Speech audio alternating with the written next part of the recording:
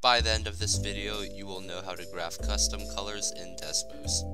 Welcome everyone to another video, and I am actually starting a bit of a series where I will discuss the essentials when it comes to making art in Desmos.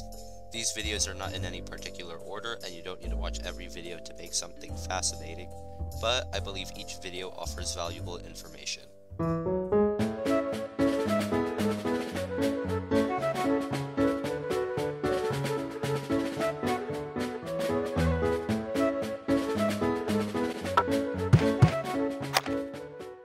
Now to start, we need to get our actual color, which we can do in a multitude of ways. The easiest would be to actually just search up color picker in Google, where we would then be given a nice little interface where we can, as you might have wildly guessed, pick a color.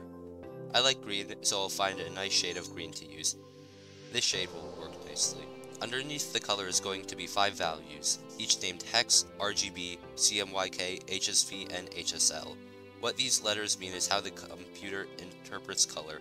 What I mean is that colors are programmed into computers in a couple different ways, and the numbers and letters you see represent the color.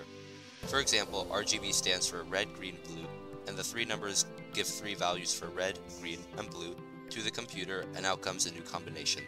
Feel free to discover more about colors if you're interested. But the only values we care about are going to be RGB and HSV. Desmos only coded in colors for RGB and HSV, so we won't worry about the others. However, RGB is more common and essentially accomplishes the same thing, so I highly recommend using the RGB color value. Now that we have our color, to declare a new color we have to set something equal to our RGB value. You can change this, but I will write C sub green equals RGB, and then parentheses what our value is. I'll just copy paste our value from earlier in.